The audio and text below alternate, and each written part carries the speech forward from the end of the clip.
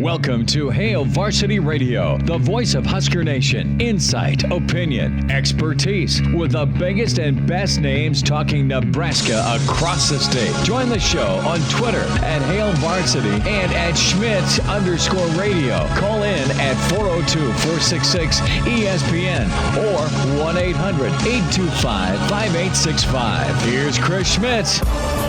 Welcome to it. Great to be with you on a Friday. It's Hail Varsity Radio, presented by the Nebraska Lottery. Chris Schmidt, Elijah Herbel, and you. We are loaded up. Plenty of hoops to hit on, plenty of football to dive into, and someone's even when it comes to the steak and beer bet. Thank you, Phoenix. Thank you, plus 10. And it looked good early, and then it got a little tight. How are you, Elijah? Did you break anything? No, it was just disappointing to see the Bucks give their all. Giannis gave his all, 40-plus points. Dude went off for, 20 and a quarter? Yeah, and it was still only good enough to lose by 10. So I think the lines might be set a little more accordingly for the rest of the series. But you never know. It goes back to Milwaukee, what is that, tomorrow? Yeah, Sunday? I think it's 2 games in between now with the travel day. Mm-hmm. So it'll probably be Sunday. I should probably lock in a little bit more. It's a busy sports weekend, by the way. It is. You got the MLB draft. You know, what happens with some Nebraska players, where they go. I mean, Schwelly, probably a high pick, but, is Povich out there? And then, of course, the recruiting class that Nebraska and Will Bolt have put together, pretty money. Where do some of those kids get slotted, and how much of the recruiting class do you retain versus where you go? Not to mention 2 sports I don't think you watch all that much. You got UFC, Conor McGregor's fighting tomorrow, and then we got the UEFA Euros, the finals on Sunday. Yeah, I get a kick out of McGregor and his mouth, and I know he's super uber talented, but I have spent my share of pay-per-view money on boxing, not ultimate fighting. See, I'm opposite. I am opposite. Well, you haven't grown up with, aside from Bud Crawford, there's not. I guess I've spent some pay-per-view money on Bud, but when I look at we've been able UFC, to go see Bud a couple of times. UFC's got those names now. You talk about Tyson and all those guys whenever you were growing up, and I got Francis Ngannou, Conor McGregor, the names of UFC. Kamaru Usman from UNK. You do your thing. I'm just going to nod my head because I'm out of the loop on that. See, and I missed the incredible era. My Uncle Morris Jackson was a top 10 heavyweight. And he fought at the Civic in the early 70s, I think 74. Ron Standard, the Council Bluffs butcher or bleeder, depending on who he was fighting. And that was a legendary fight, national fight, for a chance to either take on Ali, Frazier, or Foreman. One of those 3 that was heavyweight champ. And Uncle Morris trained with Muhammad Ali for quite a while in Pennsylvania, in the mountains of Pennsylvania. And Uncle Morris was a top 10 fighter and fought the British/English champion in London. And Uncle Morris was great. So that era of 70s heavyweights where you had Muhammad Ali, you had George Foreman, you had Joe Frazier, incredible. You had Hearns, you had Roberto Duran, Sugar Ray Leonard. You had some great kind of middleweights in the 80s, was great. And then you had the Tyson era. And then from the Tyson era, you had Riddick Bowe that was pretty decent. Of course, Evander Holyfield. And then from Holyfield, you jump to Andrew Galata and his low blow punches. So, I know more about boxing than I do the ultimate fighting, and I'm not super up to date on boxing other than the best dude there is Bud Crawford. And he needs to fight in Memorial Stadium someday. Well, he needs to fight Pacquiao in Memorial Stadium. Or Mayweather. Yeah. Give me Mayweather. I don't think Mayweather's going to come risk his perfect Bud record, just crushes everybody he fights. End of discussion, period. At least Errol Spence. At least give me Errol Spence and Bud Crawford in Memorial Stadium. Just take my money for that one. Sure. Well, let's talk a little bit of football here coming up. We may have a special guest, longtime offensive line coach from Pius the 10th, Jim Hansen. I figured you guys would want a whole segment for yourself about offensive line technique and how when it gets to be about 98% humidity and 99 degrees outside in August, how the coaching and the players tend to reinforce how important that technique is. So Hansen may join us. Jay Moore, Blackshirt Husker NFLer, is 20 minutes away.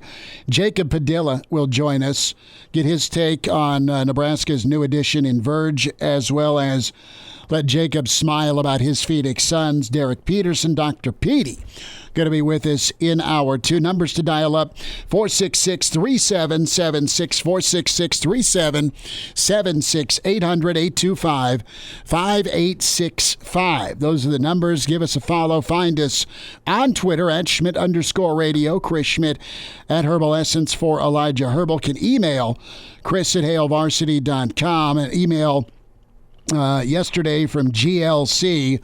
A listener up in Michigan was wondering about Verge and if he's going to be another Teddy Allen. I don't think he's going to be another Teddy Allen because I think with Verge, he's accepted different roles, and his big-time goals to get a better crack at the NBA. A better crack at the NBA with Fred's tutoring is right there. We're going to bring in Mr. Offensive Lineman. Jim Hansen is with us. Pride of Pius right there. Jimbo, you've got the Don Draper look going, man. Good to see you. Great to see you. We've been wanting to have coffee. I have coffee, but I don't have any for you. How is Jim Hansen doing? Oh, it is outstanding. If I was any better, there'd be two of me. It's great to see you on everything. And this is that time of the year. Next week, we start team camp. I know some of the high schools have team camps going on this week and stuff. Man, that itch. What have we got? About a month away, and then 50 days till football. 5-0. Dave high Livingston, school 5-0. Football's coming around. We're going to have full stadiums again. I was just thinking, you know how great it is when you hear the band, and you got everybody, the cheerleaders, and everybody's on the field and running out and that. Gosh, it's going to be so great being able to come back and have that again this year. And just talking with Jeff out there about your guys' schedule for this year. For football schedule, I can't wait to do more football. Yeah, that's going to be great. I can't wait to do football with crowd. Yeah, that's the key. That's having so that. Nice. And the you know energy. something? Sometimes people will sit there and say, "Oh, it doesn't make a big deal." And the whole Olympics not going to have fans. You know something? It really does make a lot of difference. It's energy. You feed off of energy. Absolutely. Absolutely. And there's nothing like being in a full stadium. And I say full, but I mean, you're in high school, you're talking 2,000-3,000 people, but they're all shouting and screaming, and you're trying to get information out there, and kids are trying to line up and run plays. Oh, that's the best, man. That is absolutely the best. You just love this time of year. What year is it for you on the open? 36. 36. Yeah, 36. So. Man, you got to be smiling about that. I am. And we have a great group of guys out at Pius. Coach Carney's doing a great job, and it's great to work with those guys. And but there's great guys all over in town, all through the Hack. We got great coaches in the Hack, and we have a really good schedule this year. We got Grand Island coming in. I think the world of Coach Tomlin. He does a fantastic job out there. And what's great about this, Chris, is all through the years when you were playing and that. I wasn't good enough. Elijah played high-level ball for the Knights. But, you always heard that, we might have a kid here or there that maybe can go to the U or might be able to play, at Kearney or something like that. Now we've got a lot of kids, and thanks to Mike Sauter and his guys and that, we've got a lot of kids that are really pretty darn good football players and basketball players. And I think they're going to go to some really good places coming up here. I think you're right on. And I mean, right now we're kind of experiencing that transition to football in our household as Junior's doing the off-season weight training.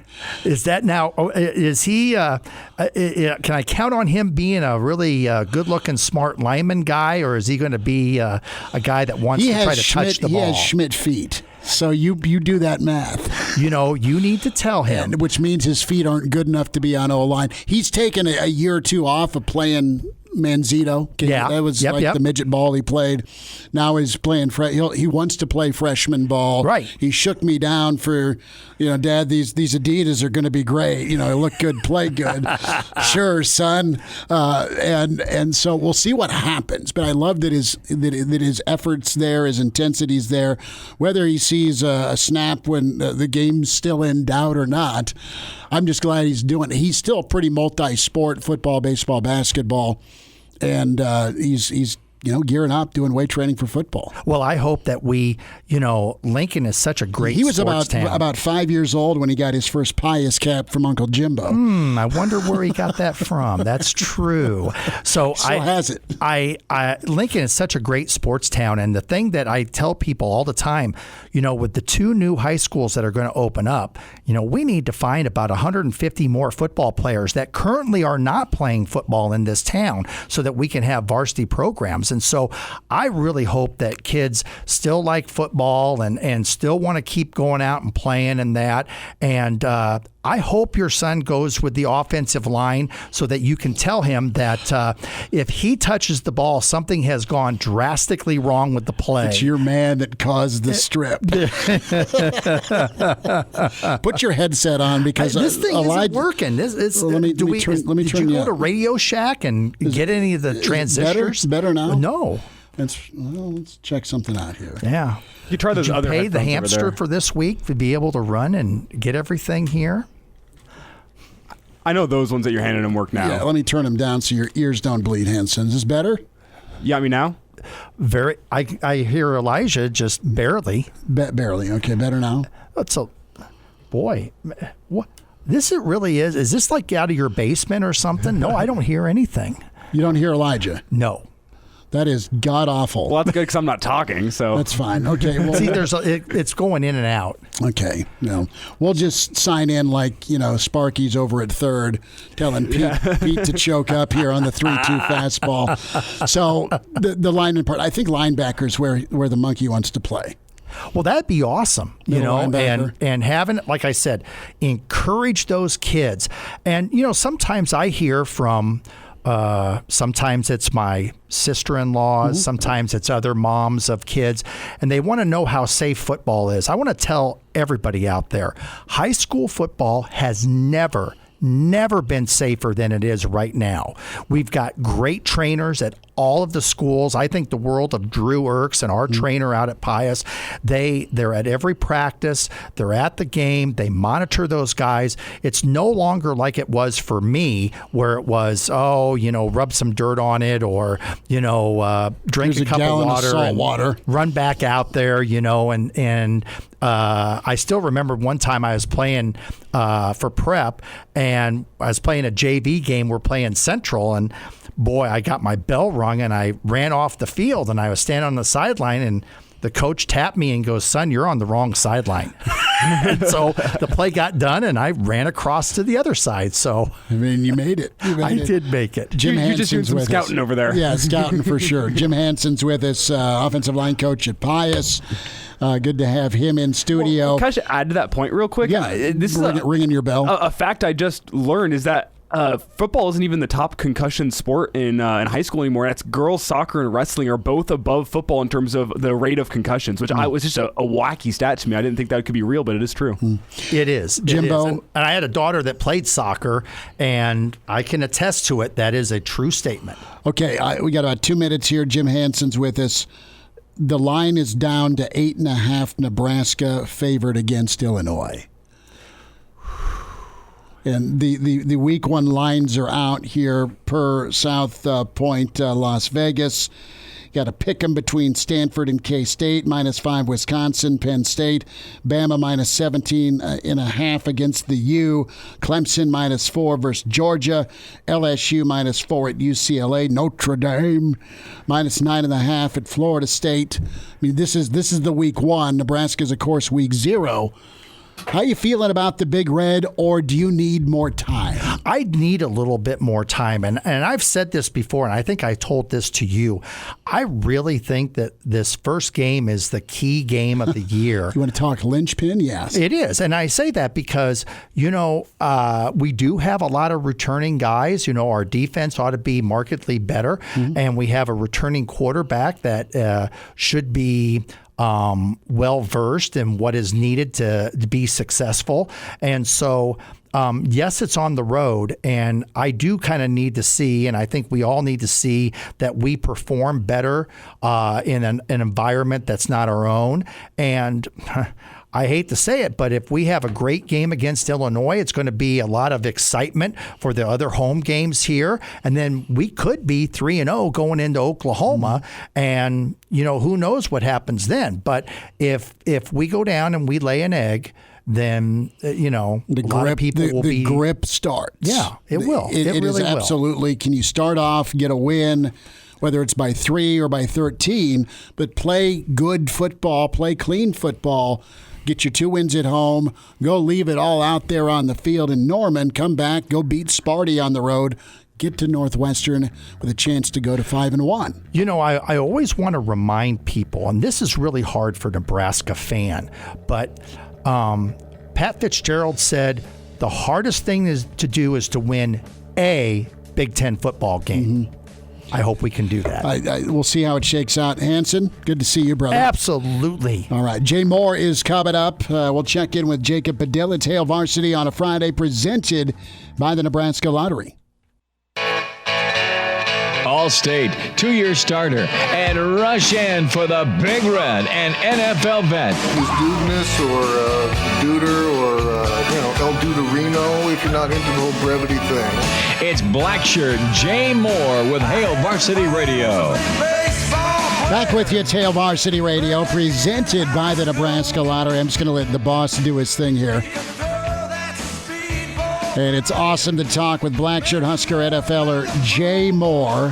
How many times you listen to this song on the 4th? I was on like every other playlist. We were rocking something off Spotify. It's pretty good. Jay, how much Springsteen did you listen to on the 4th? How are you, man? I'm doing good. I'm not a huge Springsteen fan. He's just doesn't really do it for me. I'm more, we've had this discussion. You're a Zeppelin guy. Plastic, I'm more of a, the Zeppelin, give me that type. Springsteen, I was never a Springsteen guy. Okay. Well, that's fine. Listen, I don't have a ton of Springsteen in my collection either, but there are some classics, Glory Days, and of course, I like State Trooper, off the Nebraska album, but that's kind of a deep cut as we crank up the tunes here on ESPN.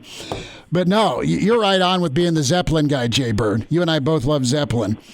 Okay, let's switch gears. And you've got a whole group of defensive linemen keeping with the Zeppelin theme when the levee breaks, right?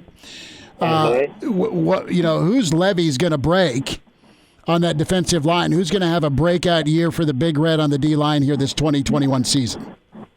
I'm hoping it's Ty Robinson. I think he's shown flashes, but I think he needs to be the guy. I think he's definitely shown flashes. There's been some inconsistencies where he doesn't perform well, and he kind of gets down on himself, and he pouts a little bit. But hopefully he matured, this offseason, and he steps up. I think he has all the tools. He has all the given abilities to perform well. He's just got to kind of put his mind to it and use everything that Coach Tuioti has taught him, and it's just time for him to step up. It's his time. I expect a lot from him this year. I really do. He's got to be more consistent and going into. I know he played sparingly and was redshirted his first year, but he showed flashes against Wisconsin. I noticed when the game was at home just 2 years ago. So I have big hopes for him, and and then there's a lot of young guys. Whether it's Casey Rogers, he's shown flashes. Damien or not Damien, but the other Daniels brother, and he needs to step up. Yeah, and then then you have Thompson. You know, he's played well at times, but I just focus on Ty Robinson. I think he's the guy. I think he has all the tools and, you know, the bells and whistles to be really good. It's just put him to use, and I think this year will be the time for him. When we talk about talent and experience, when that merges, it can be really nice. And you've got a lot of experience coming back in college football. And that experience, no doubt, with some super seniors for Nebraska football. You know, what's an expectation for Ben Stille from you?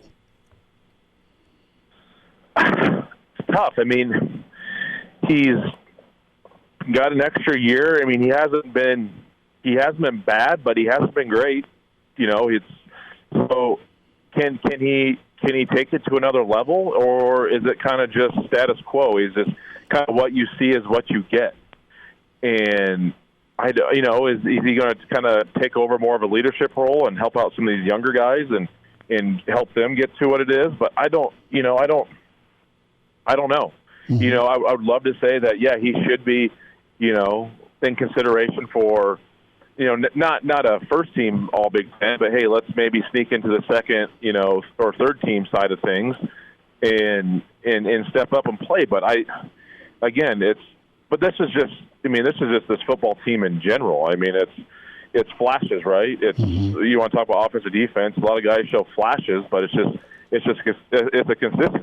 consistency thing with this football team. So, you know, I'd love to see him go, more and beyond and put himself in the mix for, you know, getting his name called in the NFL draft. I just don't know, you know, because he's shown some flashes, but, you know, he kind of goes milk carton sometimes too. So it's tough.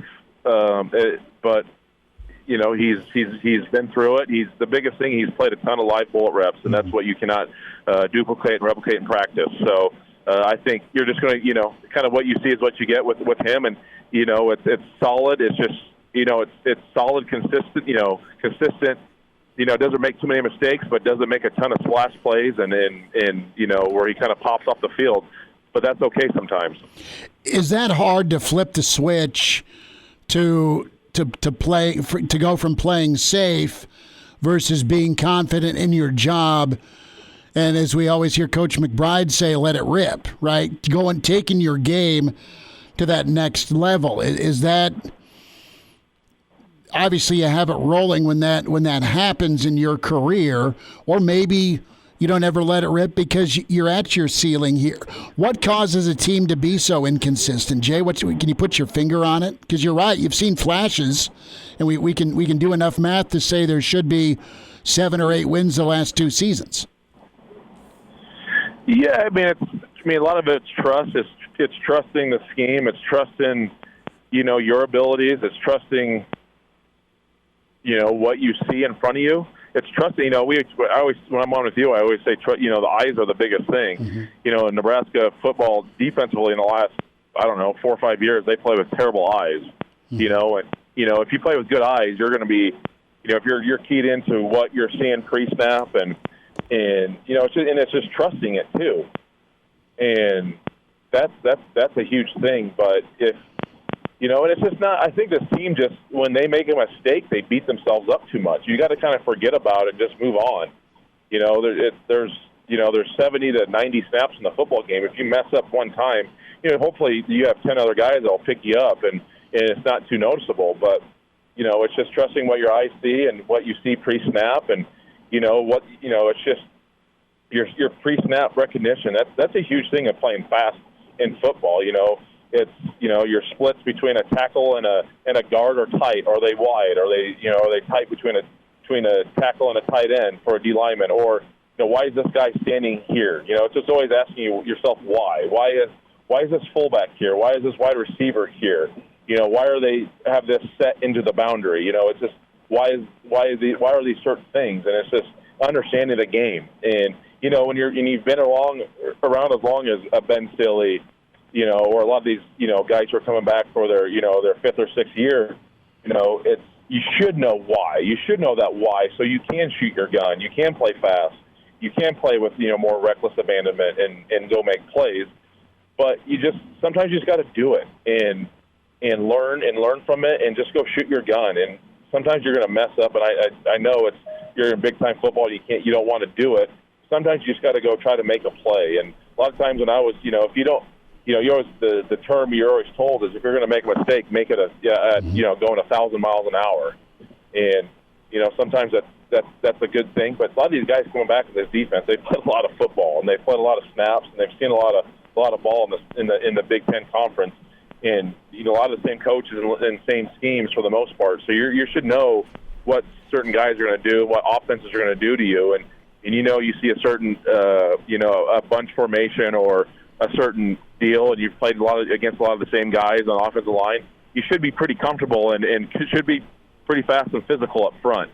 So hopefully those guys will trust themselves, trust what they see, and they played really well last year. And it's just hopefully they can take it to another level.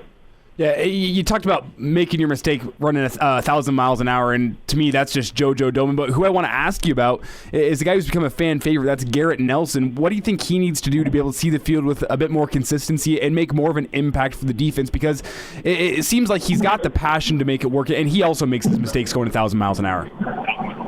Yeah, he's a guy that almost needs to slow down a little bit. He was out of control his first year, and he was a liability. He didn't play as much last year, so he just got to understand his scheme and his role. Effort is not an issue, but sometimes you just got to understand what your role is in a defense. If you're gonna, if you're an edge contain player, are you a spill player? Are you trying to, force things to bounce outside of you in a certain call? Are you, are you setting the edge? Are you shooting a gap down? You really got to slow down. He needs to find his process. I think all good players, when a play is called, whatever the defensive is called, you hear, whatever a call may be, under 54. That was one of our base calls, and we're at Nebraska. Okay, perfect. Okay, then your immediate role, and then do you know what could come out of that? What could potentially be a check? So you have those kind of queued up in the back of your mind, and you got to listen for them, and you got to recognize the formations. And so I think it's just the process. He needs to kind of find his process for when plays are called, and what could potentially be checked in and out of those calls. So he just needs to slow himself down. He has a motor that's bigger than anyone on that team, and he's hungry and he wants to play well. But sometimes that can be a detriment to a player because you can kind of go too fast and too out of control to where you just don't know what you're doing, and then the guys around you just don't know. They can't trust you. So that's tough. That makes everyone almost play a little slower around you. So he just got to find his process and trust what he sees. And, he's going to his third year playing. So I think he should be well on his way. Jay Moore is with us, Blackshirt Husker NFL or Hail Varsity Radio. Jay, about a minute and a half here. 2 questions. Have you interviewed for the AD job?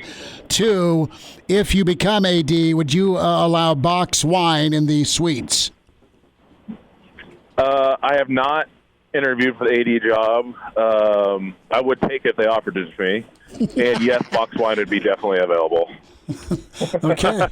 Box wine, box Coors Light, box Miller Light, box Busch Light, whatever you call it. Whether it's in a keg, whether it's in a box tequila, whiskey, you name it. Anything with alcohol content, beverage. If it comes, 100%. You'd install. I'll be awaiting that. As a matter of fact, I think the Board of Regents just heard my interview, so I think they're calling right now. The first order of business for AD Jay Moore, we are going to bring the red and the white wine back to the suite. Yeah. I'll pass on the box tequila, though. The box, okay, Elijah's going up in Giannis. Nothing but the finest. What was the vodka that you could start your car with in college? McCormick. It's Barton's from my generation. Yes, Barton's. It's Barton's. Uncle Andy's favorite. Got to give him a shout out. Jay Bird, we'll do this again. We'll squeeze in some golf next time. But thanks for talking some ball with us. And 50 days till kickoff, man. All right, fellas. Thank you. All right, there he is, Jay Moore, crushing it on the golf course. And you know what? That's a great platform for him as AD.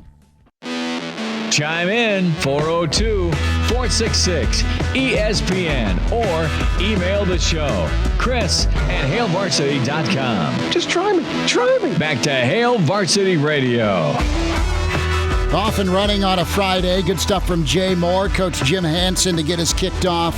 Jacob Padilla will smile about his sons and give you the lowdown here on what Nebraska's rotation could look like with Verge making the transfer from ASU to Lincoln, and Dr. Petey, the good doctor Derek Peterson, with Hail Varsity going to be with us. Let's go to the phone line. You can join in 800-825-5865 or 466-3776. Tom's with us. Tom, thanks for hanging on. Go ahead. Yeah, you bet. Hey, with your Q&A with Jay, I was really, really hoping he was going to mention a name, and he never did, and I'm certainly hoping it's not all hype about this kid. But what about the polar bear? That kid, if he can dominate the way he did in wrestling, and he's 335 pounds, I'm just not hearing much about him. He did really well in the spring game. Mm-hmm. What do you think about him? Is he going to be up and coming? Because I'm just really hoping that he's just going to be something terrific. Thanks for taking my call. Hey, no worries, Tom. Thanks. Yeah, I think, and you look at social media, I mean, the polar bear's posing right there with snacks, right? I mean, that's a nice interior to have. You got Daniels and you got the polar bear. No, I have no doubt that Nash Hutmacher will be part of the rotation, right? Am I too Ioti? No. But Hutmacher's a guy that came in early, wrestling background, like you mentioned, Tom. And you just can't go full bore and know what the hell you're doing and be great immediately high school to college, hence the redshirt season. And let's not forget the logjam of guys of guys that have came back that are still up ahead of him on the depth chart. It's not that he's buried on the depth chart by any means. It's not a talent thing. It's an experience thing. Exactly. And I mean, from watching his high school tape, he does have a potential to be great, I think, at Nebraska. It comes down to using your size and your strength in addition to the technique. And in high school, he got by, and I think it was South Dakota, North Dakota, wherever it was. South Dakota. He got by being able to use his strength because he was just that much stronger than everyone else, where he could stand straight up, put his arms straight out, and the offensive lineman couldn't move him. And that's not going to be the same in college football. So it's just getting used to this pace of the game. I expect to see him a little bit on the field this year, but it's going to be next year once there's guys that are graduating. I think what's awesome is if he's ready, he'll be on the field. Yes. If he's for the amount of time you need him, if he's ready, he'll be on the field. But you're not forced to play him early, right? And think back to when Nebraska had an awesome defensive line. You got Avery Moss, you have Randy Gregory, you have Vincent Valentine, you had Malik Collins. That was your defensive line in 2014, and those guys all weren't rushed into it. Yes, Randy was, okay, but you had a handful of snaps that guys got in 13, but they weren't starting as freshmen or redshirt freshmen. Listen, a guy can ball if he's playing meaningful snaps as a redshirt freshman. You saw a guy in Ty Robinson do that. You saw Damien Daniels do that, okay? Damien Daniels has just put as much effort and time into his body this offseason. Again, not to over prognosticate based on social media pictures, but there's the intent and the effort in there for him to be able to play more than 4 or 6 snaps. If you're going 3 bills or more and you got to plug the middle in a 3-4, dude, you're an anchor, and you got to have all sorts of muscle. You got to have all sorts of unselfishness, and you got to be a bit deranged in a good way. And when you have a 1-2 punch with snacks, with Robinson, all right, and don't forget Jordan Reilly. I mean, he's a guy that didn't see a lot of time due to injury, and was a JUCO guy.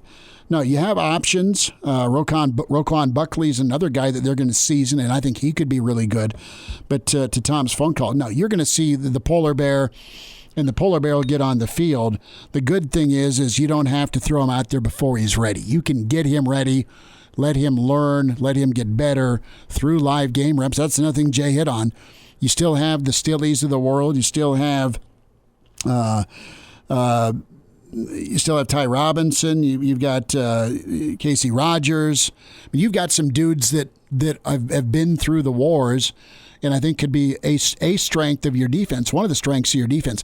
We don't know what the pass rush situation is, but when it comes to stopping the run, you've seen steady improvement by Nebraska the last couple of years. And let's not forget how difficult this defensive line, like what we're asking the defensive linemen to do here at Nebraska, and it's play plug. 2 gaps. You're asked to plug. So as a nose guard, I mean, most high school teams have you playing 1 gap. You got a linebacker playing the other A gap. If you're a nose guard, you're playing the 1 A gap. But at Nebraska, you're going head up on the center, and you're playing both the A gaps. You have to play both those simultaneously, and it's a very tough thing to do. If you don't do it, your linebacker gets murdered, and there's 7 on first down. Exactly. So it just takes an adjustment and some live game reps, especially whenever you're coming up from high school up to college and playing up these bigger guys. It does take time on that defensive line to be able to build into that and to be able to be in a place where you're ready to be able to cover 2 gaps. Because if you don't, the A gap is, that's an easy 4 yards every single time if you can't cover your gaps right there. It's demoralizing. Mm-hmm. You just get run up down your throat. I mean, it just gets slammed. And what's Wisconsin do to people? They run at you. What's Minnesota do? They run at you. Can you stop it? Can you withstand it? Can you do it for 4 quarters? That's the question. Good story in the Journal-Star on Ryan Held. Parker Gabriel he caught up with Ryan Held, and we talked defensive line, running back production. Right, you have little experience but plenty of potential with Nebraska. The questions are out there with Marquise Stepp. What's his health like? Well, he's doing the summer workout thing. Can he be ready to go and an option for you come fall camp? Can he stay healthy is the question. You got Yant, and I love the challenge that Held has issued to Yant. Dude, good for you. Proud of you for not only qualifying academically, but you've earned a scholarship. This is just the beginning, though. It's fine. Great. You're on scholarship. Dude, do you want to play? Go take the job. Be more than the short yardage back. Gabe Ervin, super mature, put on some great weight, 215, 6'1", could be a very dynamic back. So Stepp, health concern, we don't know, unknown. Gabe Ervin, first time playing major college ball, but you love his physicality and his speed, great combination. And then there's Yant. And then you've got 3 guys that have been in the program. Marvin Scott keeps chopping wood. Sevion Morrison, he's a guy that got dinged up a little bit and you need to see more of, and I think he could be really, really good. And then Ramir Johnson, he's the speedster that had hamstring issues this spring. So it's really kind of time for Ramir with what this offense wants to do with the speed element of it. If he can stay healthy and get some carries, man, that can be nice. I think you could have the offensive line this year that maybe you haven't had since 18. You had a good offensive line in 18 paired with Ziggy. Good O-line, good back. You saw what Nebraska did. You saw them at least close out the year with some momentum. You got an offensive line that has had 1 full game together in Rutgers, but there's a lot of talent on there. You let Greg Austin do his thing and get this team downhill. I think you can have a good matchup here with running back and O-line. He's in his 30s, but sounds like he was born with a stogie in one hand and a brew in the other. Now, say my name. It's Schmitty on Hail Varsity Radio. I got the body of a taut, preteen Swedish boy. Hugh Kramer. All right, Jacob Padilla, noted Suns fan. He may even be wearing a Dan Marley jersey. Coming up in 10 minutes, Derek Peterson, Dr. Petey from HailVarsity.com and magazine, his podcast, The Varsity Club. Had to sit down with Ben Stille today, or maybe it was yesterday. The point is Ben and JoJo are doing a free camp coming up, so we'll talk some ball with Derek and also some Husker hoops with Jacob Padilla. So where are you at on the whole Marvel/Avengers train? Are you a fan, Elijah? I always used to take Junior that was like one of the first movies I took him to, like G.I. Joe Retaliation, whoever the dark-haired gal in that was his favorite part of the movie. That's my boy. And then you had Captain America, which I thought was great. I really liked that one. And as you get towards the end of the Marvel franchise. Not that it's done, but you get Infinity War and Endgame and all that. I thought those were cool, but I didn't always keep up to date with every Marvel that was released. I do like Black Widow because, well, I mean, it's entertaining. It's easy on the eyes as well. Did you go see Black Widow? No, I have not. But I'm saying, are you? I'm going to go see it. I was going to say, is that something that you will do this week? Or are you going to stream it at home? I want to go see it in a theater. I've followed the Marvel movies since like the original, that Iron Man with Robert Downey Jr. I was thinking Robert Griffith in the third. I'm like, that's not right. No, that's one was a quarterback. Right. The other has a sweet goatee. Yeah. So I watched all those Iron Man movies and I love those. And some of the other ones lost me a little bit. Some of the Avengers movies, I was like, I appreciated the cultural phenomenon that they were, but I wasn't the biggest fan of them. However, I do enjoy watching them. I've been keeping up to date on the new Loki series on Disney Plus. See, I need to start that because the Avenger flick that had Loki in it was great. Mm-hmm. Loved that. Yeah, and I have really enjoyed this series. It's a little bit weird, but I guess that's what comic books are. Comic books are meant to be a little bit weird. I never got into comic books. I was more of a baseball card guy. See, I started to appreciate the Marvel movies more once I kind of like sat down and watched them and realized, oh, this is just a comic book that's been taken to the big screen. It's not a comic book that's been adapted. It's like literally been taken to the big screen. Sometimes you can watch it and see like, oh, I can see this like comic book frame in my head, and I think I enjoy it a little bit more that way. But I will be watching Black Widow. It's not something, I'm not a Marvel fanboy, but the movies definitely take me away, and I'm stuck in their Marvel world for 2 hours while I go watch them, and I'll always appreciate that. What's the number? What's it? I mean, I've been to a movie in 1,000 years. I mean, I want to go see the James Bond flick. Oh yeah, of course. Right, with Daniel Craig, and I mean, he's good stuff. And anytime he's doing a Bond movie, it's pretty cool. It's his last Bond movie. It is, because he's pushing probably like mid-50s. Yeah, he's. I mean, I'm not sure about the amount of movies he's done, but he's got to be up there in terms of the longest tenured Bond. It's been like almost 15 years, probably. I mean, your gold standard's Sean Connery. Oh, Trebek, your mother. Rest in peace, by the way. Yeah, exactly. With Sean Connery, but no, Black Widow's something. I haven't asked him. He leaves for Houston tomorrow. Junior does. Oh, so you going to the midnight showing tonight? I don't know. We'll see. You got to figure out some evidence here. I got home from the KFOR shift, and one of the dogs had busted out of her kennel, and we had Lake Erie and Lake Michigan amounts of pee in the unfinished area. So I need to interrogate him on whether or not he truly did let the dogs out this morning to use the restroom. We'll see if he's around to go to Houston tomorrow. Welcome to Hail Varsity Radio, the voice of Husker Nation. Insight, opinion, expertise, with the biggest and best names talking Nebraska across the state. Join the show on Twitter at Hail Varsity and at Schmidt_radio. Call in at 402-466-ESPN or 1-800-825-5865. Here's Chris Schmidt. Back into it at Hail Varsity Radio, presented by the Nebraska Lottery. Let's check in with Jacob Padilla with HailVarsity.com and magazine. Jacob, do you have, I know you're not an alcohol guy, but do you have the Cold Duck, the non-alcoholic champagne icing for your sons?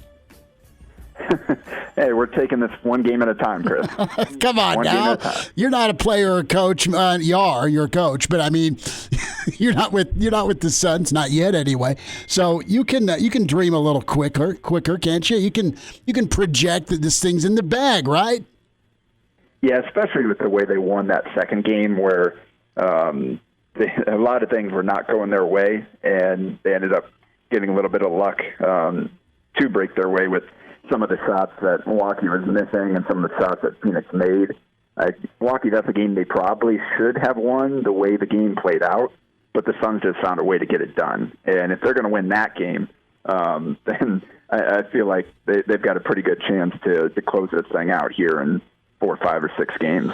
We'll get to some Husker basketball with you, Jacob, and also talk some Husker football in a moment, but I want to spend a couple more minutes on the NBA, especially with Monty Williams. And we've seen the video towards the end of or at least the timeout portion, where Williams is trying to motivate Anton and really connects with him and coaches him up. What'd you think of that? What do you think of Monty? Yeah, that's that's who Monty Williams is, and that's the kind of coach he is. He really connects on a deep level with his players, and that's why his players care so much and play so hard for him, because he really does care about them as individuals, and it's not just about a game with those guys. And some of those guys he's had long relationships with, Chris Paul in particular, who he's had a couple different stints coaching. So that was not at all surprised to see that kind of thing. That's just the way that Monty Williams is, and that's the way he coaches. And it's something that I really admire about him. Myself as a coach, I'm not the type of guy that just screams and cusses out my guys all the time. Like I try to coach with some of the same kind of positive momentum or positive reinforcement with the way my guys play. I try to point out all the good things they're doing, get on them when I need to if the effort isn't there. But for the most part, it's all about positive reinforcement with me, and that's kind of the way that Monty Williams coaches as well.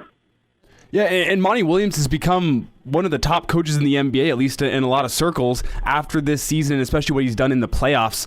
But so can you speak a little bit to his background as a coach? I know he came from the Spurs under Greg Popovich. Does he use some of those Greg Popovich principles whenever he's coaching? Is that where he comes from? Monty's been around a lot of different staffs. He's been head coach, been an assistant before.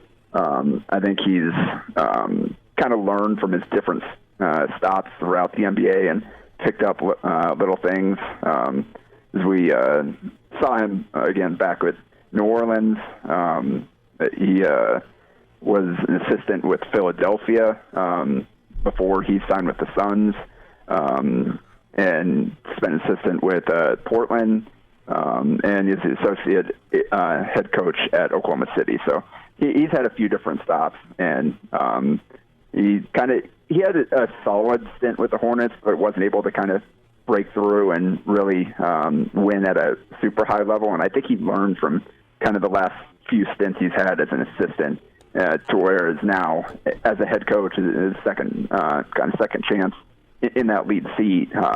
He's a much better overall coach than he was before, and is continuing to, I think, adapt and grow. Even as this playoff series goes on, we've seen him make some adjustments quicker. We've seen him try things a little bit differently than maybe he has earlier in the series or even during the regular season. So it's been really cool to see this whole team come together, and everybody has kind of figured things out, and it's just gotten so tight throughout the whole season. Jacob, when you look at this Suns roster, you've been a Suns fan since the Nash days, so it's not any Suns gear that may look new. There's old fandom attached to it, but you look at the draft of Booker back in 2015. They kind of started to build. They had some tough seasons. They were able to draft high, but they drafted well, and it's all come together. Did you think that Chris Paul was the missing piece to make this jump, or was this quicker than expected? Well, Chris Paul is obviously the biggest piece for it. But we saw last year they had made progress. You plugged in Ricky Rubio and as kind of that stabilizing point guard, and the Suns were able to make a lead. They're only a game out of making a playoff last season, and that was with Ayton getting suspended for 25 games. So you could see the progress that guys like Ayton and Bridges and Booker had made as kind of the young core. And then you go out this year and you add Chris Paul as a point guard there. You bring in vets like Jay Crowder, and you even at the deadline you bring in a guy like Torrey Craig. Just all these little moves, campaign, bringing him in at the bubble last year and letting him kind of revitalize his career. All the little moves that James Jones has made since he's taken over this team have been able to kind of turn this thing around so much faster than I think any of us expected. Because during those down years, the Suns did miss a lot on their draft picks. You had Dragon Bender and Marquise Chris and Josh Jackson, and obviously you took Ayton over Luka Doncic, and so there are a lot of instances there where things could have gone a lot better than they did. But James Jones took over, kind of cleared the decks of some of the bad contracts and the players that need to move on from, and were able to kind of piece by piece rebuild this thing in a hurry to the point where now you've got the young players that you were able to draft during kind of that stretch of missing the playoffs. You've got your core, and now you add these vets to it, and those young guys are ready to win. And we've seen that. We've seen what Devin Booker and DeAndre Ayton have done during their first playoff series, and just been playing out of their minds. And now Mikal Bridges, who was kind of struggling in last round, was awesome last night. Finished with 27, and he finally got it going. So I think all these guys are just we're ready for this moment, ready to be on this stage after everything that they've gone through their first few years in the league. Jacob Padilla is with us, HailVarsity.com and magazine. Longtime Suns fan, and Phoenix up 2-0 on Milwaukee. Want to switch gears. You touched on that stabilizing force, i.e. the point guard. Your reaction here to Nebraska landing Alonzo Verge, really talented kid out of Arizona State, transfers in. Banton sticking in the NBA. What do you like about Verge's game? And, if you were to project a 5 and then a top couple off the bench really early for Fred, how does that look in your mind? Yeah, that was kind of definitely an interesting addition. You look at who you lost in Delano Banton, and it's your point guard on offense and kind of a versatile wing player with length on defense. That's kind of what I was looking at. I thought maybe would be the route they'd go, is you try to either find kind of a true point guard to play alongside Trey McGowan to kind of stabilize that position, or you go look and add another wing, because a lot of those guards are smaller. You've got McGowan's at 6'4", you've got Tominaga and C.J. Wilcher at 6'2", Kron McPherson 6'4". So you got, right now, really only Bryce McGowan's at 6'6", and Keon Edwards at 6'7", are kind of your true wings with a little bit of length. So I thought maybe they try to go that route. Instead, they just go get a 6'2" bucket getter. And I think he's got a lot to improve on.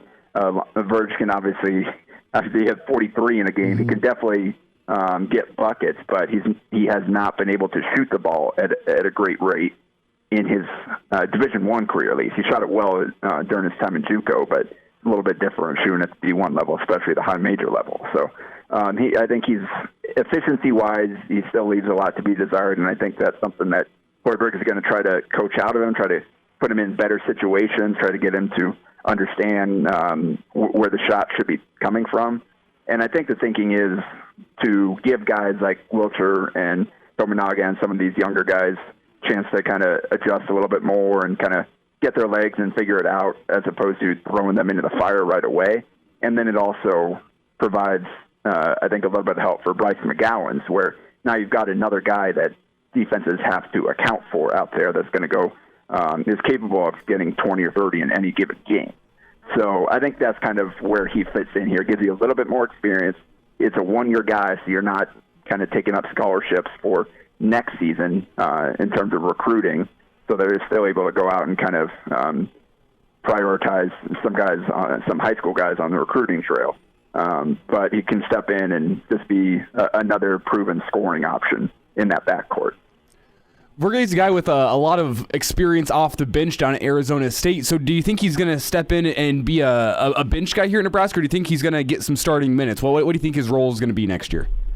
No, I think he'll probably start with kind of Kobe Webster coming off the bench as that sixth man like he was for most of this last season. Those, I would imagine, would be kind of the two options that Hoiberg is going to end up deciding between there. I think you'll see Trey McGowan's, Bryce McGowan's, Derek Walker, and Lat Mayan are probably the other four starters, so it comes down to kind of who's that fifth guy. And I think it'll probably be Verge, and then Webster can come in, run a little bit of the backup point, and also share some time with McGowan's and spot up and space it for a little bit. So I think that's probably the way that we'll see it go. But that's I think, the biggest decision that Hoiberg is facing early on. What do you think Trey's ceiling is as point guard, and is he an option that you like? You saw him on ball more and more towards the end of the year, and you got to love his athleticism, and the guy can get to the rim, but he can also create for others. So I think the more time you get in a non-COVID year, you could really have some major development with him. Yeah, and that's, like you said it before, and he said in interviews, that's That's why he came to Nebraska, to play the point guard position. And now it's looking like he'll get that chance with Banton moving on. And he's still got a lot of room, I think, to improve in that regard if he wants to be a reliable, consistent player at that point guard position. But he did show some improvement, I think, down the stretch, and showed some kind of potential there in that regard, especially in Hoiberg's system where he's not going to have to dribble the air out of the ball. There are going to be a lot of different guys. We'll see Bryce handling the ball. Obviously, Verge will handle the ball a little bit. You'll see different guys with the chance to make plays. So it's not necessarily going to be all on him, but he will get a chance to show that he can play the point guard position this year, I think a little bit more than he did last year. And hopefully, kind of with more experience, will come continued progress in that regard, particularly as a decision maker. I think that's kind of where he needs to improve the most, and that's part of, I think, he has not been a very efficient player inside the arc. He's definitely made strides as a jump shooter, but he's got to become more efficient around the basket. And part of that is just straight up finishing. I kind of went through and on HailVarsity.com, I went through a breakdown of McGowan's synergy profile and kind of how efficient he was with different play types and different places on the court. And he's a guy that he had some too many times where he just kind of blew bunnies or wasn't able to finish, didn't quite have the touch. And then there were a lot of times, too, where he was taking some hard shots that weren't going down. So I think a little bit better decision-making is kind of the first step that he needs to make as he steps into that point guard role, whether it's the shot, what kind of shot he needs to take, or when he needs to look for his teammates, when he simply needs to kick it out and let the next guy make the play. And that'll all come with more experience, I think, and more reps, especially as they continue to practice with him in that role. Jacob, you did a great feature on Koron McPherson. I love guys from New York, specifically Queens. And I just think a lot of the different point guards through my fandom in college basketball that are Queens or Brooklyn guys that found their way to D1 and were exciting to watch. What impression has McPherson made on you as you've taken to the tape? Yeah, I just went through and watched a couple of the games that I could find on YouTube. It's was a little bit tougher for his games, the link-year games, than some of the other guys that I've done stories on before, but was able to get some good about 35 minutes worth of him playing out on the court. And he's an interesting player, good, strong, physical guard, about 6'4", can get downhill and finish, make some plays that way. He's a pretty good passer, looking to make the right play. I think the jump shot probably needs a little bit of improvement, but he did knock one down, kind of a relocation three. And I was watching. It's the only jumper I saw him make, but that certainly looked good. So there's I think a lot to like there as kind of a developmental prospect, kind of with the additions they've made right now. I don't know how much they're going to rely on him early on. If he goes out there and really impresses Hoiberg, he'll have a chance to play, but could be kind of more of a developmental player in this first season, especially with 14 scholarship players. So we'll kind of see how that backcourt shakes out. But he's definitely a guy kind of worth taking a chance on, especially kind of late in the late in the process with extra scholarships because of the kind of the COVID seniors. So he's a guy that I think will be interesting to kind of watch develop as his career plays out. Jacob, have a great weekend. Thanks for giving us a few minutes, and we'll check in next week, talk some ball again. Thanks for the time. All right, sounds good. And we're back. Fellas, you think we could listen to the radio on Hail Varsity Radio, presented by the Nebraska Lottery. Yes! That's awesome! Got to update because I know you care. Count that for 2 breakouts today by Roz the Labradoodle. 2. Had her 4.5 years and she's broken out 0 times. She outsmarted the cage? Is that the problem? I think the cage is a piece of crap. Yeah, okay, that'll do it too. Or maybe her dad, the owner, just needs to be better at locking her up. We switch gears, talk some football. We welcome in Dr. Petey, Derek Peterson from HailVarsity.com and magazine, at Dr. Petey HV on Twitter. Is where you follow him, and Spotify, iTunes, and Google Play, along with the Hurrdat platform where you can find the Varsity Club podcast. Dr. Petey, what's up, man? How are you?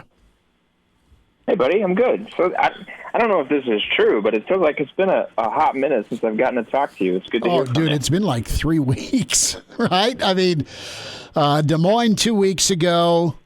Last week, a little vacation, and now we're here. So, where's not that I don't love talking to Elijah, but no, I miss talking to you. It had been a couple minutes. No offense taken, Derek.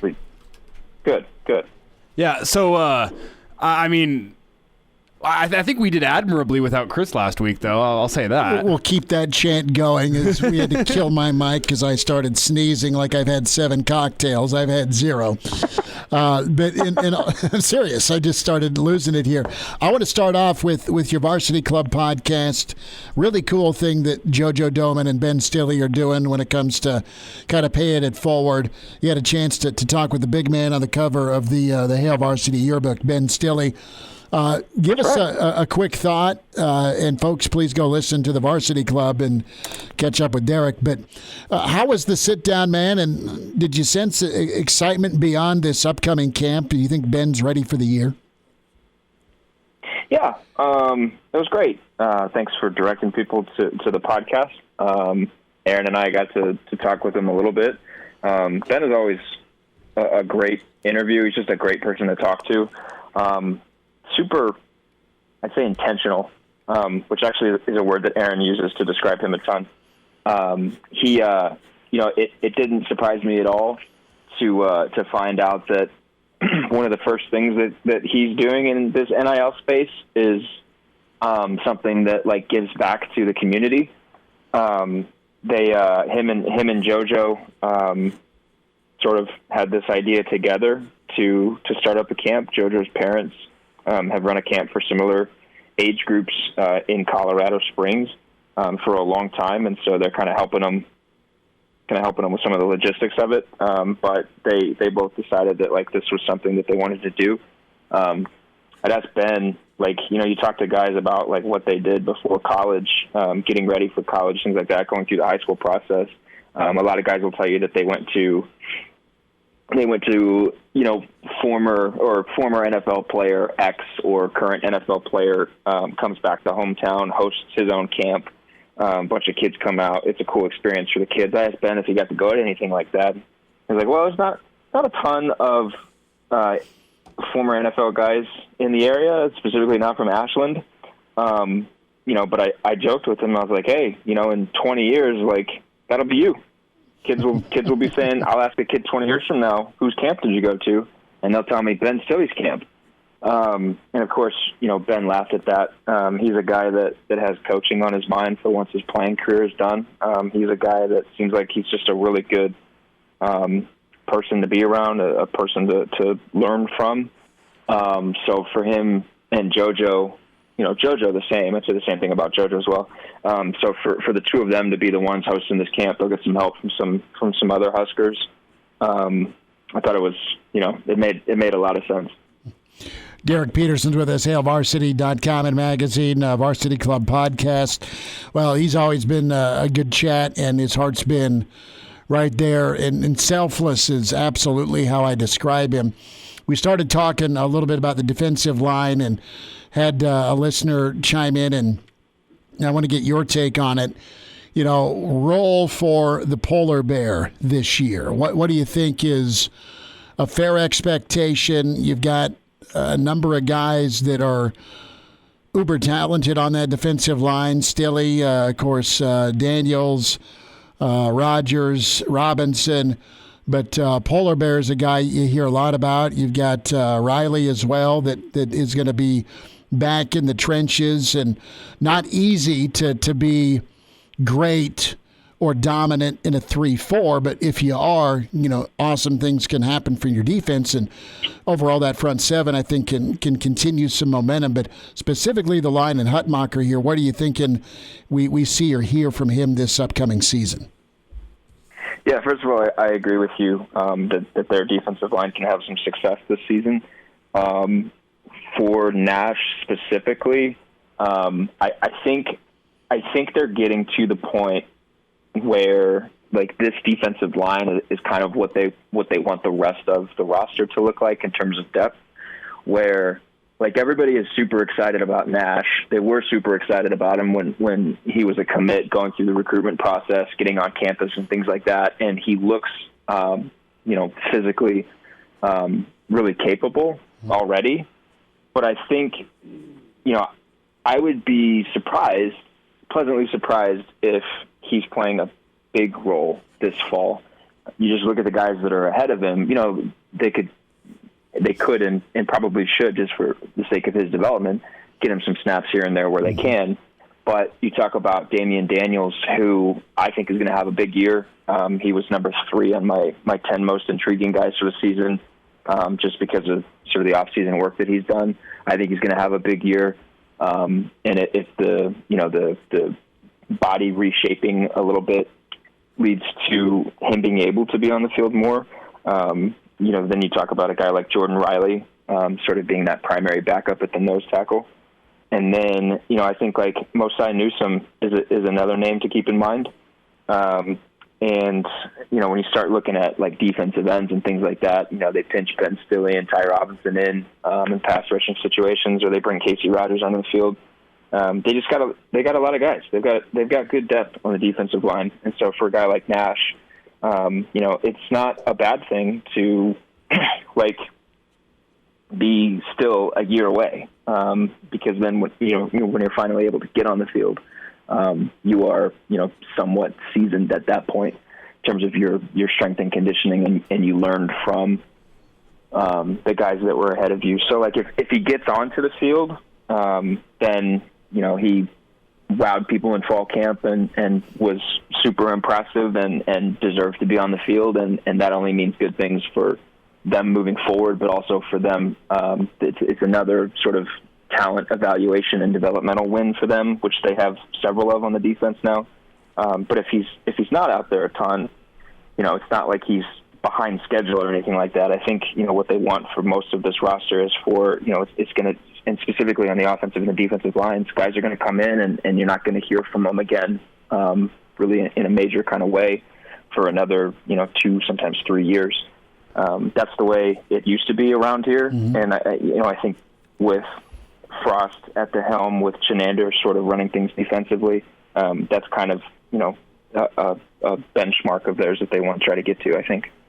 Derek Peterson's with us here on Hail Varsity Radio. And Derek, the theme of this defense in 2021 is that returning experience. But do you think there are any young guys that could get some extended playing time this year? You thought there was a good chance in the secondary this year, but now with Tyreek Johnson coming from Ohio State, you're not really sure what the young guy's going to be able to do and what he's going to be able to do coming in. So do you see any guys in the last recruiting class, maybe the last 2 recruiting classes, that could be seeing the field for the Huskers on defense this year? Yeah, I mean, I still think Quentin Newsome's going to play a role. And, you talk about a guy like Miles Farmer. He's probably going to have, if not similar to what he had a year ago, a more expanded role. I would venture to say that Noah Pola-Gates is also going to have a role in the secondary. And then, at linebacker, it seemed like Blaise Gunnerson had a pretty good spring, so we'll see if he can, try to force his way into the 2 deep. Nick Henrich is, I think, in line for his first real kind of opportunity at inside linebacker. I'm curious to see how that goes. Yeah, I mean, I think they're going to have some young guys that see the field, particularly still in the secondary.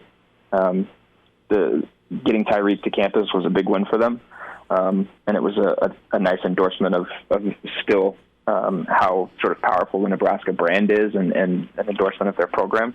But I don't think that means that he's going to come in and, Quentin Newsom's not going to play a single snap in the fall now. He had a good spring, and Travis Fisher liked what he saw, and he's been a guy that's played a lot for him. So I think Quentin Newsom is still probably one of the guys that's at the top of that list defensively. All right, Dr. Petey, a couple minutes here before we got to say goodbye. Your reaction to OU being Phil Steele's preseason number one? I mean, they got the quarterback, and, defensively, they've made strides with Alex Grinch. So it's not a surprise. They are a preseason darling, and rightfully so. They got a lot of the right pieces coming back. They're going to be, I was talking with somebody from Oklahoma a couple days ago. We were talking about, is Nebraska's defense just contextually good based on, the offenses that it plays in the Big Ten, or is it actually a really good defense? And I said, we're going to figure out against Oklahoma. It's going to be a great test. And I think we're going to learn a lot specifically about that defense. Is it contextually good because it plays, the Iowas of the Big Ten, or is it actually a really good defense? So we'll see. It doesn't surprise me to see OU at number one. You mentioned Spencer Rattler, and I saw that he has a deal now with Raising Cane's, which is just awesome. Love Raising Cane's. But I want to ask you about his name, image, and likeness logo that he released. It was a little strange. It almost looked like a snake with an appendage, if you will. It's all the Raising Cane's he ate. You ever see a python eat, man? Yeah, some of these have been interesting. Some of these have definitely been interesting. In good ways and in not so good ways. Damian Jackson's logo was actually really cool. That was really awesome with the seal frog deal. I'd get a shirt. Very unique. Well, Dr. Petey, what would your logo be? Nothing interesting, I can tell you that. Well, there'd be some sort of doctor angle to it, right? Like a stethoscope or something? Maybe. You're not feeling We'll it. see. You're not feeling it. He doesn't have the creative juices. I don't have flowing. to have one. I don't have to have one. So. Well, you could. Well, yeah, I could. I'm just not. I don't know. I'm not visually creative that way. You're all good. Derek, we'll run you down here next week. Thanks for making time today, man. Good to chat. Sounds good, man. Thanks for having me on. There he is. Derek Peterson, Dr. Petey, HailVarsity.com and magazine. Check out his chat with Ben Stille. The Varsity Club, Spotify, iTunes, Google Play with Hail Varsity. We will dive into some more of that running back race. And yes, another steak and a beer bet on the way. And now, back to Hail Varsity Radio. Working through a Friday. Don't forget, Weekend Edition is back tomorrow. Hail Varsity Radio Weekend, 7 to 9 a.m. Here in Lincoln. Stream us, ESPNLincoln.com. So let's dive back into the running backs. So if we're going to give a projected grade on the running backs here, what do they need to be and where are they at right now? I think you could look at the running back room and based on potential and say, hey man, they could grade out best case scenario like a B+, right? Where are they at right now? They're probably at a C, maybe.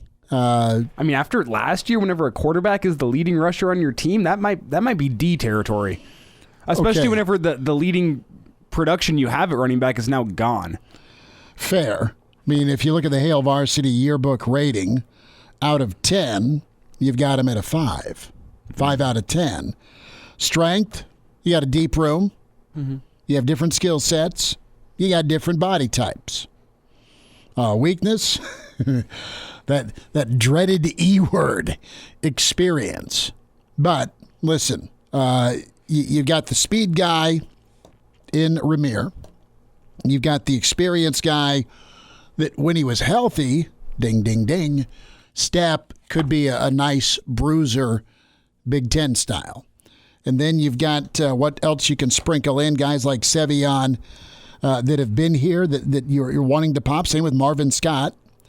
And then your two young pups that I think were A, available, and B, showed well in Gabe Irvin. Now, we didn't get to see Gabe in the spring game, but he is, from a maturity standpoint, reports are, the guy gets it, comes in, works, knows this is business. And then there's Yant, who almost didn't have football because of academics and really had to grind academically to even be eligible. And then, all right, we're going to take a shot on you. Good on Nebraska. You look at a guy with his skill set and that thumper back. I love that. I mean, the bigger backs that have played at K-State or A&M back in the day, or even think about Amani Cross, right? Mr. Goal Line for Nebraska. Yank could be extremely effective for Nebraska. But I think this group, and I go back to pairing it with the offensive line. You think the interior could be pretty decent. You like where your tackles are at, okay? And where do you go? And listen, in order for your run game to be awesome, Captain Obvious, your O-line's got to be money. But your passing game also has to be somewhat of a threat. And Nebraska had zero threat downfield. At least they didn't have many completions downfield. You have some candidates to take the top off the defense.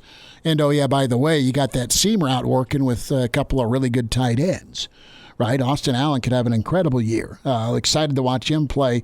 Vokalek also is a guy that practiced really well last year. And you need to see him get more involved in the passing game. So you got a double tight option availability. You go with a back. I still maintain, you look at Nebraska, yes, you were right on, Elijah, about the quarterback run game. But when Wandale was there carrying the football in the backfield, when they went in that pistol formation, man, they were able to find some running lanes. And if you let the O-line eat, that's kind of fire off the football, get downhill, be physical, do what Greg Austin's great at doing, and that's getting guys physical and ready. Man, I think you could kind of have a smash mouth throwback Nebraska type offense, still with a mobile quarterback, still with some weapons on the outside, and some guys at tight end. But it's all one big domino tied together, where all of these three pieces, O-line, receiving game, and running back core, all are kind of it's that house of cards. They're all leaning on one another. Well, I think you're spot on with B plus being the ceiling for this running back room for what they have. You just don't see a Barry Sanders or a Mon Green in the room until it happens. Exactly. And I mean, running the ball is a 10-man effort, and I guess at Nebraska it's an 11-man effort with how much you run the quarterback too.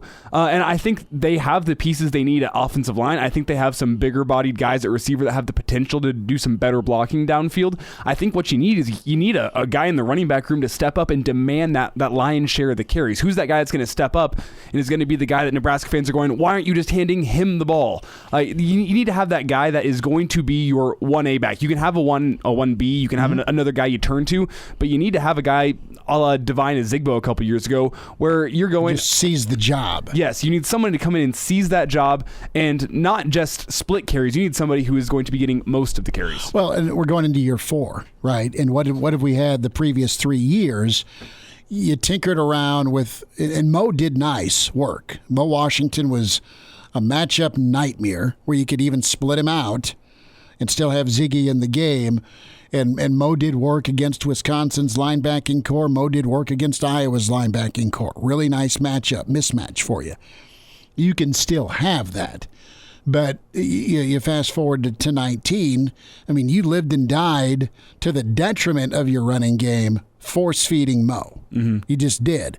You gambled and lost on a Greg Bell. Then you turned to Ziggy.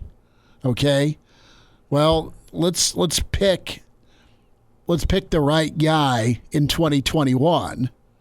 And that right guy's got to show you consistently so there's no doubt in the coach's mind what you see Monday through Friday to get the carries on Saturday. And if a guy starts hot, keep him going until that flame wears out or goes away. Or give him a chance to get rhythmed up, get him some lather, and kind of get a rhythm going here running the football with some play calls that you've seen work in practice. Look, Ryan Held's a really good coach. Ryan Held's a good recruiter. And Ryan Held will have a couple of guys ready, I think, by this 4th year where he'll just lean on. And if that's the new guy, Gabe Irvin, that shows it enough, and you're going to go young, despite having Ramir, despite having Morrison behind, despite having Scott, if that's the best guy, or if Steps, a guy that you don't know about injury-wise, and he could be fine. He could have a whale of a senior season finally and stay healthy.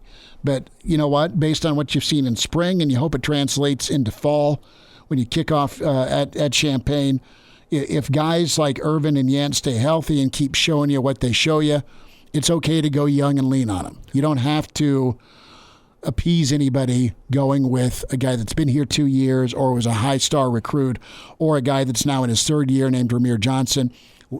They've got to be available for you to feel good about it, and you got to go with the right guy in that running back room versus, okay, we'll set Ziggy finally sees the job by Northwestern, or it took till the Minnesota game, force feeding Mo Washington up the middle where he didn't want to. He had no desire to run between the tackles, and then you were left trying to figure out where you wanted to go. Well, I think the problem is I am 100% comfortable. It's fine if Nebraska is dividing up the carries here in 2021. The problem is you can't have a running back by committee yet again. It's the same argument that you have with a quarterback not finding rhythm. I don't think a running back can find rhythm if you're dividing up his carries and he only gets one series to go play a quarter. That's fair. You can have situational guys. You can have a third down back. You can have a short yardage back, but you need your dude between the 20s. Absolutely. We'll wind down a Friday. It's Hail Varsity. You're presented by the Nebraska Lottery. Miss us? Come here, brother. Give me a hug. Bring it in for the real thing. We're on call for you. Catch the podcast at hailvarsity.com, the ESPN Lincoln app, or download them on iTunes. Saddle up, partner. Back to Hail Varsity Radio. One final time, are you going to move in 2021? You thinking about putting that house up for sale and getting crazy numbers for it? West Blue Realty's where you got to go. They specialize in residential home sales in Lincoln and surrounding areas. And when you're going to move, if you're thinking about it, give Tom Luby a shout today at 402-540-3768 or Kelly Hofschneider. Both do an amazing job with West Blue Realty. Kelly's phone number at 402-202-2312. It pays to work with West Blue Realty, westbluerealty.com. Get an appointment today. Go see him, 1120 K Street, Suite 200. Okay, Elijah, what happens here? Game 3. Game 2, you got Milwaukee kicking themselves, more so game 1. But game 2, some things to touch on. And this is not unfamiliar with Milwaukee, right? They were down 0-2 to Brooklyn and were able to charge back. Can they do it again? Phoenix made some incredible shots last night. Milwaukee corrected in game 2. They had fewer turnovers.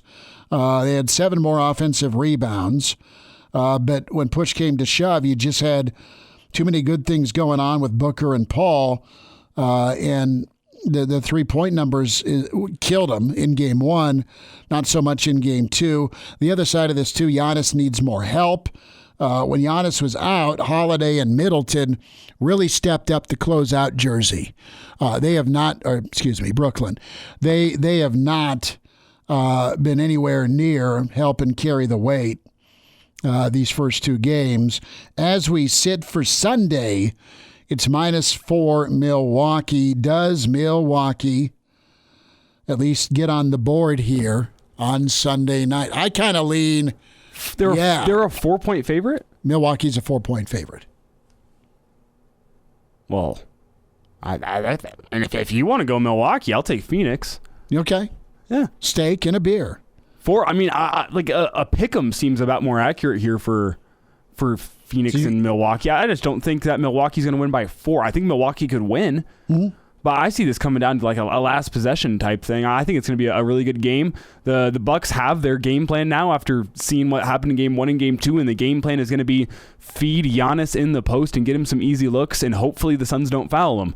I mean, that was what worked in the third quarter for the Bucks. That's what kept them in the game. He is doing all he can just to keep the Bucks in the game. I think with a home crowd, the Bucks can knock down some more shots. I think they'll they'll at least keep it close and make it a one possession type game. But I don't see the Bucks winning this game comfortably. Well, no, it won't be. But 4 is not comfortable. 4 is not comfortable, and I guess once you get into the free throw battle at the end of games, anything can happen. I think Middleton is going to find some home cooking. Same with Holiday. I think Holiday's always been great defensively. I think he'll find a little bit better comfort at the rim, and in Milwaukee it'll be a difference. It'll be home court. Plain and simple as that. I got to go with Milwaukee. I know Jacob Padilla is shaking his head at me right now. He wants a sweep. He just wants a title. He just wants a ring for his sons. But I think Milwaukee gets on the board Sunday. I will give you the 4. Okay. And we're even. So that steak and a beer I owe you and you owe me has been erased. For now. Long series ahead, unless it's Suns in 4. And maybe we can make it a little interesting depending on what happens Sunday. We'll talk to you tomorrow morning. Plenty to get into. MLB draft, where do the Huskers go? We'll check in on a weekend edition tomorrow at 7 a.m.